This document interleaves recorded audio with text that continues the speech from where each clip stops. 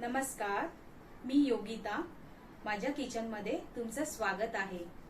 आज नागपंचमीचा सण आहे, तर पारंपरिक पद्धतीने कोकणामध्ये तांदळाची खीर नैवेद्यासाठी बनवली जाते. आज मी तुम्हाला आमच्या मालवणी पद्धतीप्रमाणे तांदळाची खीर बनवून दाखवणार आहे. चला तर मग सुरुवात करूया.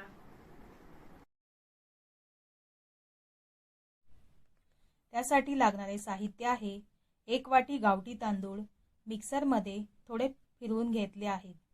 तुम्ही कोणतेही तांदूळ घेऊ शकता. 1 वाटी किसलेला गूळ, 1 वाटी ओलं किसलेलं खोबरं, काजूचे काप, 1 चमचा जिरं, 1 चमचा वेलची पूड, अर्धा चमचा हळद, 2 चमचे तूप आणि चिमूटभर मीठ घेतले आहे.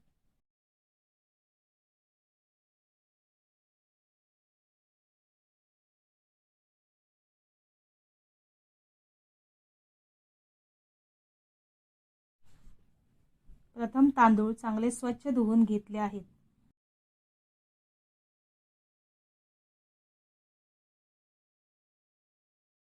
आता गॅसवर मी एका नॉनस्टिक पातेल्यामध्ये 2 चमचे तूप घालून त्यावर जिरं परतून घेणार आहे.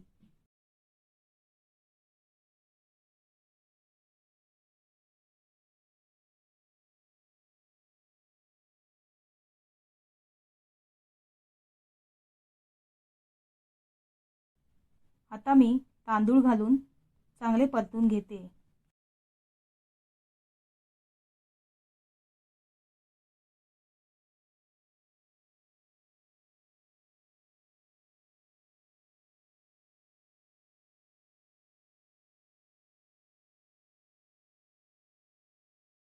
मी 4 वाटी पाणी गरम करायला ठेवलं होतं, ते आता यामध्ये घालूया. गरम पाणी घातल्याने तांदूळ लवकर शिजतील.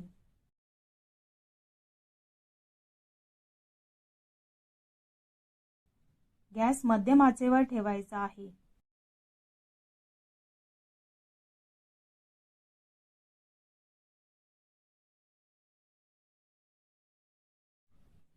झाकण बंद करून 5 ते 7 मिनिटं शिजवून घ्यायचं आहे.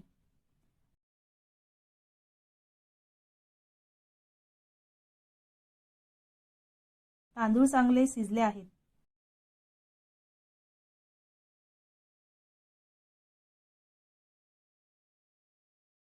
आता आपण गूळ घालून मिश्रण चांगलं परतून घेऊया.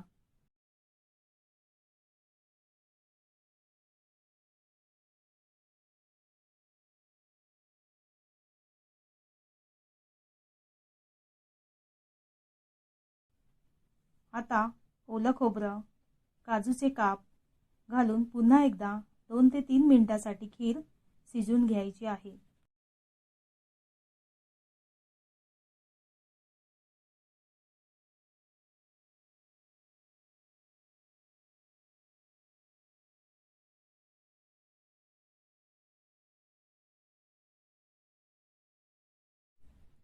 आता आपण झाकण उघडूया.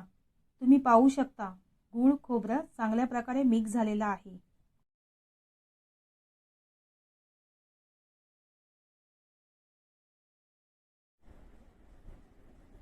आता मी वेलची पावडर घालते.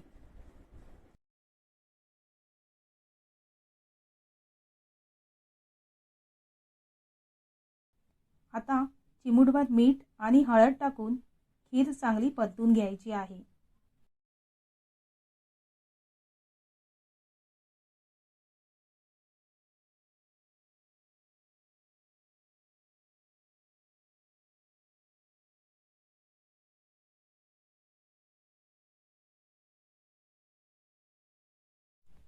तांदूळाची खीर तयार झालेली आहे.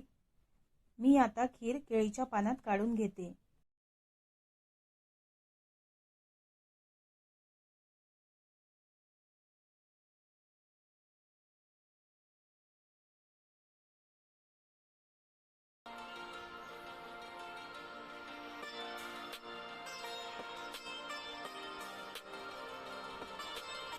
तुम्हाला ही रेसिपी आवडली असेल तर माझ्या चॅनलला लाईक, कमेंट आणि सबस्क्राईब करा.